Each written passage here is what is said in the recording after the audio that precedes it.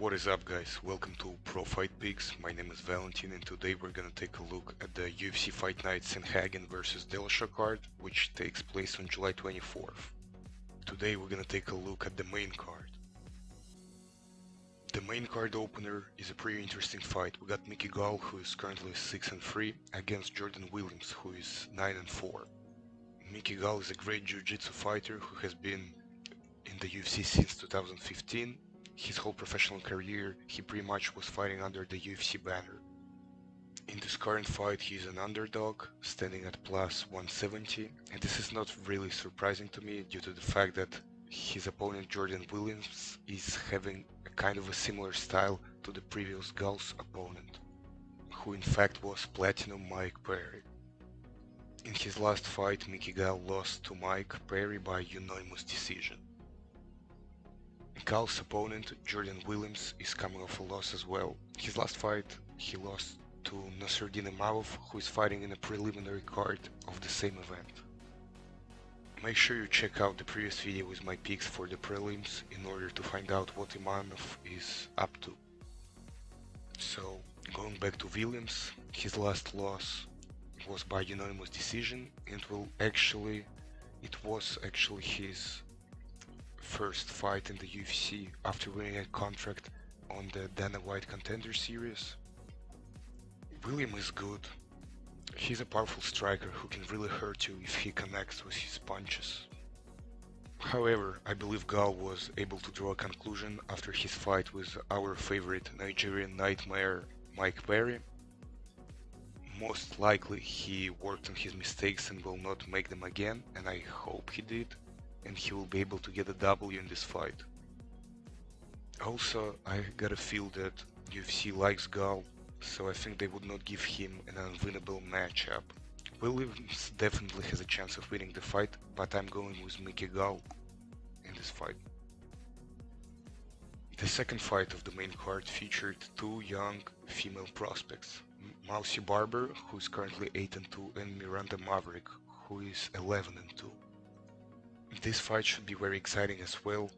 Barber used to be an unstoppable force and everyone had very high expectations of her. However, she did not live up to those expectations yet. She's on a 2-fight losing streak, losing by unanimous decision in both of her last fights. One of them to Alexa Grasso and another one to Roxanne Modafferi. In the Modafferi fight, she for some reason decided not to attack Roxanne's injured leg and lost by decision. The question is, can Barber retaliate from her losses and come back with a win? Probably not this time. Her opponent is Miranda Maverick. She's currently on a 5-fight win streak and is looking forward to extend her streak on the fight night. Maverick is a submission specialist that can pull on submission in a variety of situations, including the difficult ones. She has pretty good takedowns, so she's able to get the fight to the ground whenever she needs to. Overall, in my opinion, this fight is a perfect fight for Miranda Maverick, and I pick her to get the job done with a submission in this fight. The third fight of the main card is a featherweight bout between Darren the Damage Elkins and Darren Miner. There is not much to say. Darren Elkins is an exciting fighter who definitely can be called a veteran of MMA. He's a very durable man. However, he's pretty old for this weight class. He's 37 and it does not do any good for him. He lost 4 of his last 5 fights. He usually tries to overwhelm his opponents with constant pressure. That's why most of his wins came by decision. On the other hand, we have Darren Miner, who is 6 years younger than his opponent. He's a submission specialist who has 22 wins by submission out of his 26 total wins. This man is a very dangerous opponent for anyone, especially on the ground. He has very nice takedowns and most importantly effective takedowns. While on the ground, he is always looking for a way to pull a submission with 3.6 average submissions. In this fight I'm taking Darren Miner to win by submission in the second round. If not by submission, he will definitely get a decision victory, because Darren Elkins does not possess any real danger in this fight to Miner. Nevertheless, this fight will be an interesting fight and pretty entertaining. I like Darren to damage Elkins, but I believe his best days are past due. The next fight on the card is a fight between Phillips, who is 9-1, and Rowan Paiva, who is 20-3. In my opinion, the odds are very strange here. Bookmakers have Phillips being a favorite at -240. However, in my opinion, it is inaccurate. If we look at Paiva, in his 23 fights, he had only 3 losses, and he's only 25 years old. Paiva's last loss was in 2019 due to the doctor stoppage due to the cut, and before that he lost a split decision to Kai Kara France, who is a very talented fighter. I think Paiva being an plus 200 underdog is completely wrong. He will be able to break up Phillips piece by piece and disrupt his 4-fight winning streak. I think that this fight is a perfect fight to take an underdog to win, and that is what I'm going to do. I'm picking Paiva by TKO in the second round. Moving on to the co-main event of the evening, we got Aspen lad fighting Macy Chiasson. Both of them are female bantamweight prospects that have a bright future in the UFC, and both are ready to fight until the last breath. Aspen's last fight was against Yana Kunitskaya, and she won by TKO in the third round. This was a significant win for her career because we all know how tough Kunitskaya is. Lad is shorter than her opponent in this fight and is inferior in reach, but perhaps this will not be a decisive factor in this particular fight. She has only one defeat in her career, and all her fights were spectacular enough, and she demonstrated her skills very well. Her opponent, Macy Chiasson, is also a prospect. She is now on a 2-fight win streak. Both of these fights she won by decision. She's a pretty entertaining fighter. She has a very good stand-up and she knows how to disassemble her opponents with combinations and inflict a lot of damage. Also, she has knockout power that she often uses. She did not stop her opponents in the last 2 fights, but this is only due to the fact that her opponents were very tough. Vlad is a favorite in this fight. Bookmakers give her -170. I think that the odds are pretty accurate here. I don't think she will get in trouble during this fight.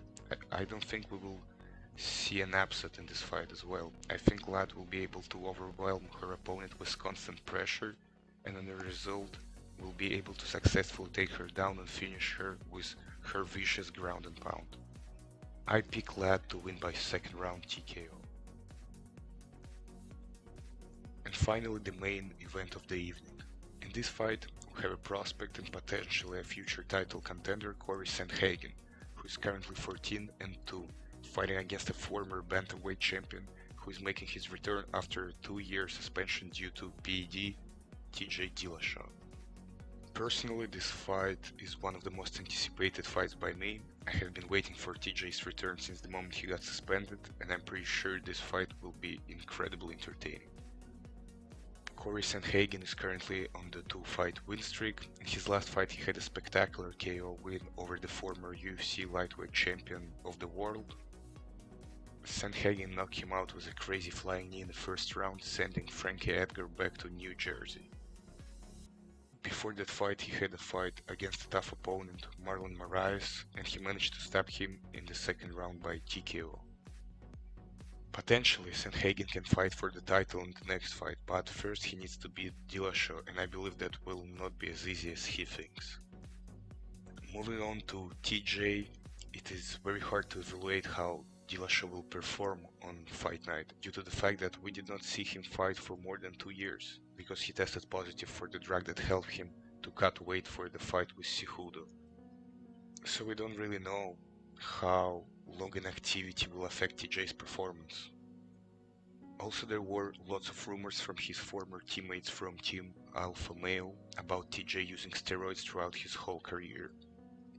This is not verified information. However, if he did, will he continue to use it right now and come back as a beast, or he will stop using it and will not be as good as before? Or maybe he never used it except for the fight with Cejudo and will be as sharp as always on a fight night. We don't know. No one knows. Probably except for TJ. But me personally, I believe this fight can go either way. But I believe that Dillashaw did not waste the last 2 years and continued to improve as a martial artist. During his recent interviews, he looked pretty confident and determined. I think he's as hungry as he was way before he got that championship belt. That's why he chose to fight such a tough opponent in his comeback fight. Dillashaw is an underdog at plus 150, but I think he will win this fight and will show everyone in this division that he's back to claim his belt. I choose Dillashaw to win in this fight.